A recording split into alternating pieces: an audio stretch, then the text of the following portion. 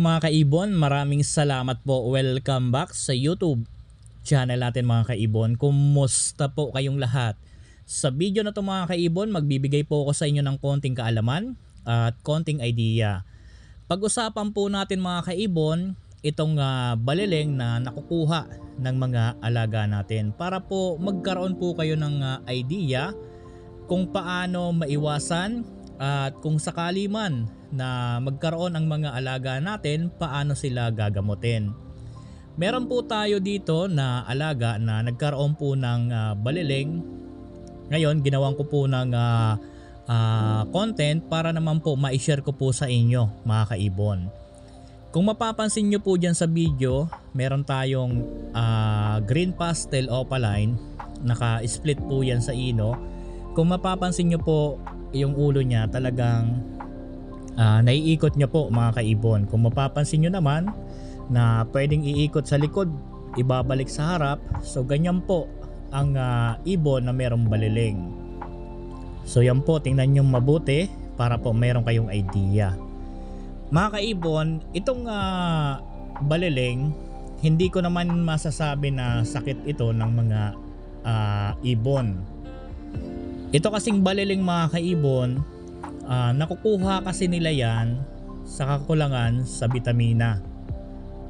Kaya po nagkakaroon ng ganyan yung mga alaga natin. Yan kasi mga kaibon, inakay pa kasi yan. Mula nang bumaba yan, nagkaganyan na po siya. So medyo payat nang bumaba. Kaya po siguro nagkaroon ng baliling dahil hindi siguro na susubuan ng maayos ng bitamina ng parent. Kahit araw-araw tayo na nagbibigay ng vitamins sa breeder natin, kasi apat yan na magkakapatid na binuhay, siguro yung nag-iisang yan baka hindi gaanong nabigyan ng vitamins na iniinom ng breeder natin para isubo rin sa kanila.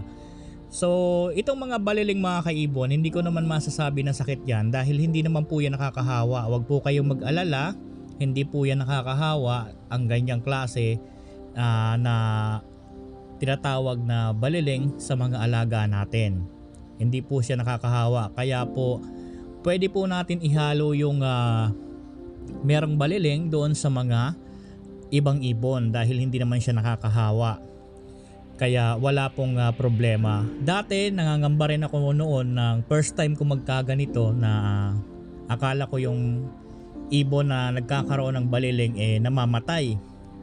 Dahil po syempre umiikot po yung ulo niya, pero minsan may time naman na itutuwid yan.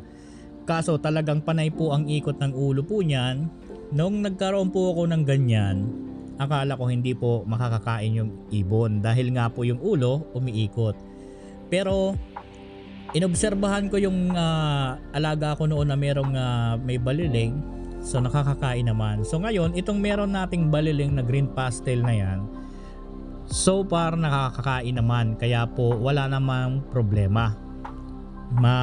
Kumbaga mabubuhay pa talaga yung alaga mo na sakaling magkaroon ng ganyan dahil nga nakakatuka pa naman. Ngayon mga kaibon, bakit ba nagkakaroon ng baliling ang isang ibon? So marami ang nagsasabi na kulang sa vitamins na merong B12.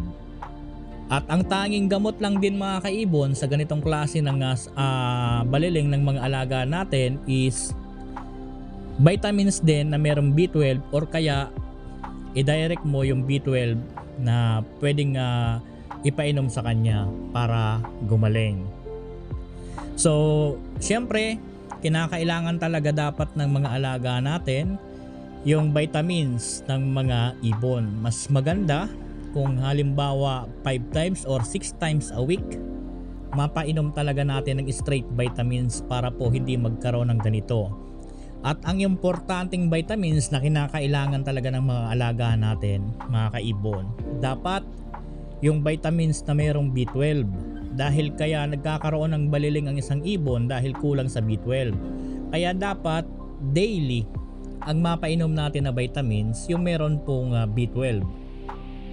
So ako po, ang pinapainom ko sa mga alaga ko sagupaan sa umaga, Vitamin Pro po sa hapon. Ngayon, dyan sa alaga natin na merong baliling, ang pinapainom ko po dyan mga kaibon, yung sagupaan sa umaga, Vitamin Pro sa hapon, and then sinusubuan ko po yan ng Vitamin Pro umaga at hapon. Kumukuha ako ng konting Vitamin Pro and then direct kong isinusubo sa kanya. So yung meron nating baliling, dati malalang malala yung pagkabaluktot ng liig niyan, ng ulo.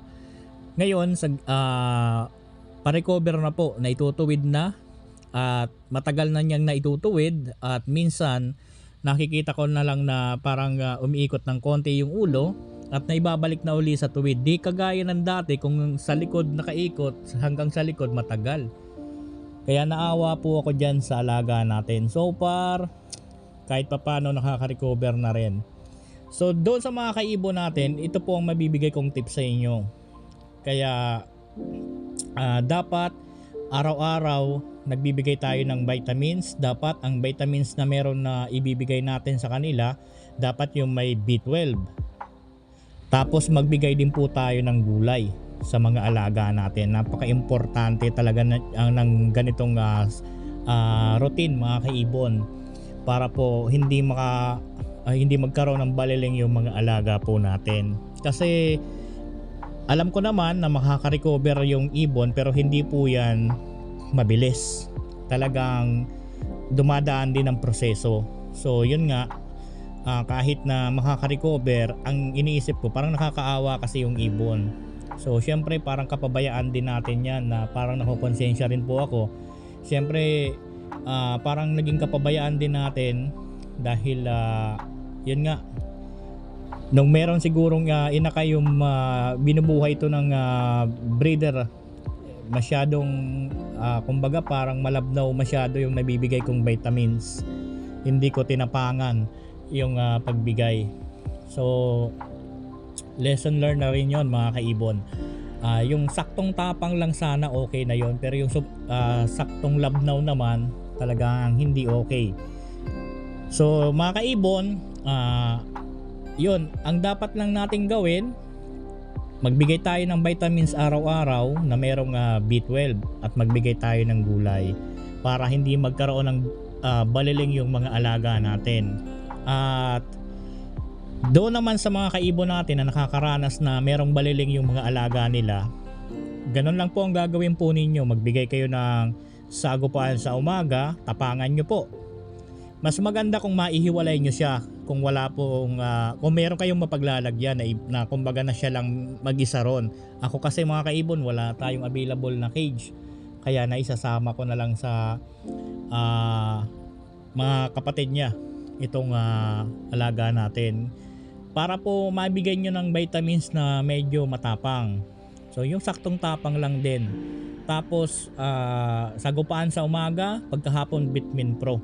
Yun po ang ibigay nyo. Pareho po yan may B12, kaya po napakaganda. Talagang maganda. Ang dapat din natin gawin, subuan nyo po ng konti lang. Subuan nyo po ng konti para mabilis makarecover. So yun po mga kaibon, na-share ko lang po ito sa inyo. Kahit papano, alam ko lalong lalo sa mga newbie, malaking tulong rin po ito na magkaroon kayo ng idea patungkol po dito kung paano po yan ginagamot at paano maiiwasan na magkaroon ng baliling po yung alaga natin. Once again, hindi po ito nakakahawa, kaya po pwede nyo pong isama yan sa mga alaga po nyong iba, kasi hindi naman po yan nakakahawa. Nagkakaganyan lang po ang ibon dahil kulang sa vitamins na nakuha at vitamins na naiinom na merong B12. Kaya po ang gamot lang din po dyan, mas maganda yung vitamins lang din na merong B12. So yun po, hanggang dito muna yung video natin. Maraming salamat po. Sana nagkaroon kayo ng konting kaalaman at konting idea. Maraming salamat po. Happy birthday po sa ating lahat. God bless po sa ating lahat mga kaibon. Thank you po.